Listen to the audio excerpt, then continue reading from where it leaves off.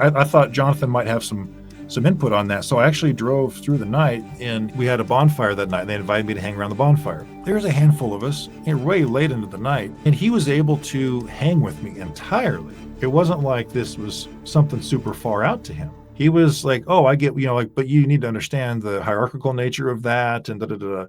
I thought, okay. And it really felt like we were this like band of seekers together. I had like kind of a Taoist practice, which I'm almost embarrassed to say that, but the Taoist thing through the Tao Te Ching kind of becomes incarnate through your relationship to nature. And it's not just naturalism, but it's like your interaction in the world. This is why Qigong and there's certain physical exercises that are spiritual exercises at the same time. But Carl Jung basically pointed his finger at me and said, you will never be a 4th century BC Chinese serf, ever. Like, you are a Christian. You dream like a Christian. You conceive of the human person as a Christian does. You're a Christian. Get over it. And so I thought, wow. So I really hated that. No, I really didn't. It sounds a little bit like Dr. Jordan Peterson too, the way that he says how Christianity shapes the West, and it's yeah. I mean, in your bones and in how it shapes your mind and memory and. Yeah, I mean, Jung. I mean, if you read much Carl Jung, you're going to see that Peterson is a disciple of his, just doing what Carl Jung says he should be doing. I mean, he really is. Like, in the cultural Christianity is an important component. He survived the world wars, and he had some pretty dramatic insight into what happened. And he, talked about our foundation for reality is necessary, not just for establish. He didn't like make religion serve culture, which some cultural Christians are want to do, but he saw it as the reality. And so the archetypes were compelling. I learned about the church father, a lot of the early church fathers from Carl Jung, because his footnotes were amazing. He taught me about Polycarp and Tertullian and Origen, and that's the first time I'd ever heard these people's names was reading through Carl Jung references. How about that? Yeah, so he was really encouraging me to be a Christian. And so he wrote this one book called Psychological Analysis of the Mass. And it's a short book, and it's all about him psychoanalyzing the Western Rite. So through him, I realized that the liturgy is true. Like Carl Jung convinced me that the liturgy is true. We lived on an island that was an 1.5-hour ferry ride from the mainland. We didn't have an Orthodox presence around, but I was running this boat by myself all the time for 12 hours a day. So I actually had opportunity to listen to the stuff. And so I did listen to some videos, and I learned about Jonathan Pageau.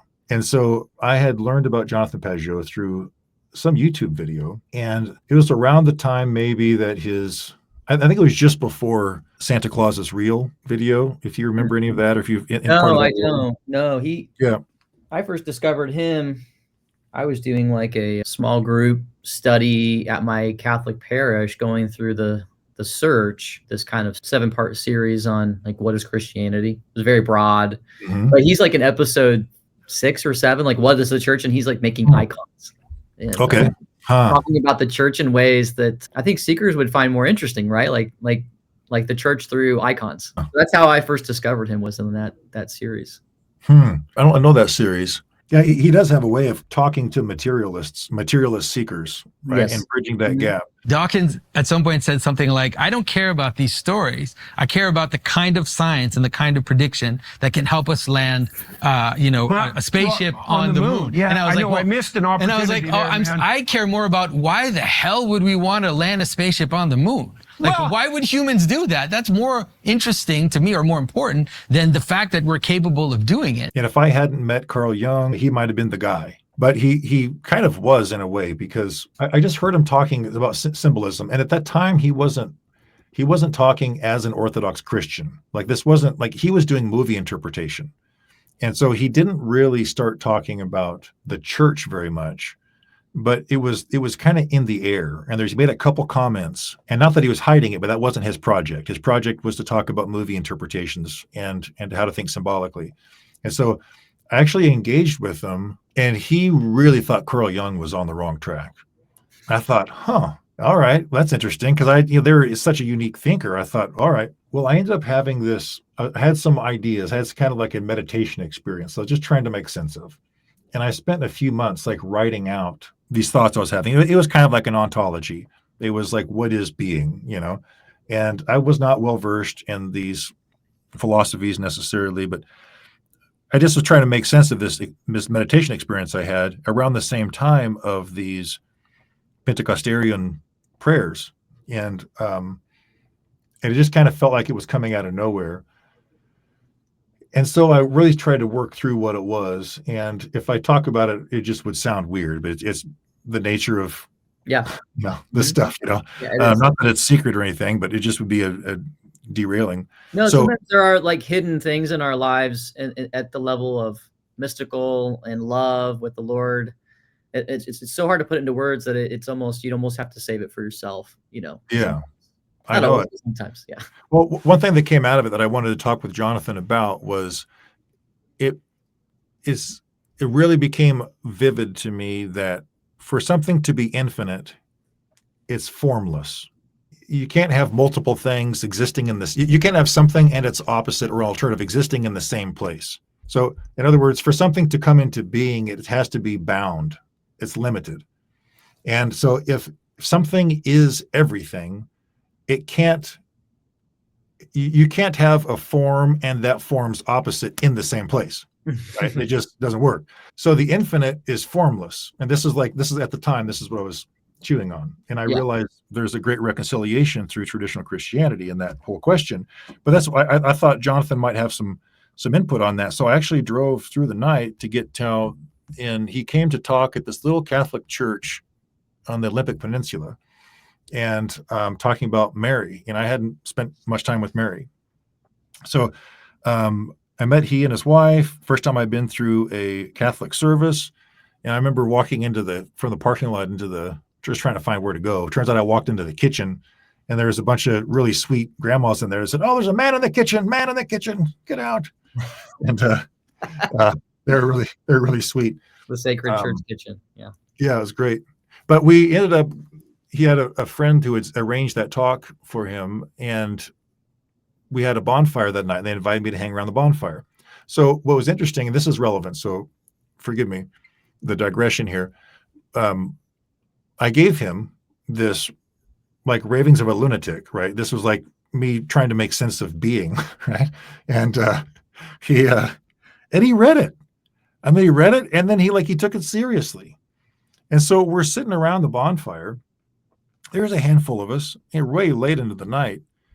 And and he was able to hang with me entirely. And it wasn't like this was something super far out to him. He was like, "Oh, I get, but you need to understand the hierarchical nature of that." And da da da. I thought, okay, I mean, all right. And so there we were, and it really felt like we were this like band of seekers together. There were some Byzantine Catholics there. There was some Orthodox people there. Never heard of Byzantine Catholic. Didn't know what that was, so I learned about that.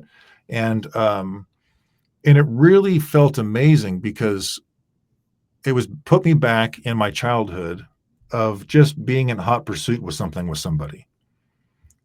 So in a sense, I like retrieved my childhood by having these partners to chew on important stuff with. And so over the course of the next few months, I kind of just started accepting Christianity more, as far as like opening my heart, like like just going with it. Yeah. And it really was. So, I mean, that's the story. And we didn't have any Orthodox church nearby. So it was a while of me maintaining my practice that way through prayer books and through the liturgy, the rubrics of the church. And I never felt compelled at all to like YouTube a service. That's just not where I was. I didn't need to like know what it was like in a church. I was just some of the Lives of the Father, some of the ascetical literature made big impressions on me and continue to. And so that's how I got into Orthodoxy.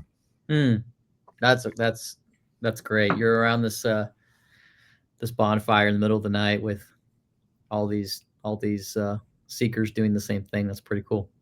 Yeah, and that communal experience was really powerful for me. Well, I appreciate your project because, as you just heard, I didn't come into the faith through some sort of polemic or apologetic, you know.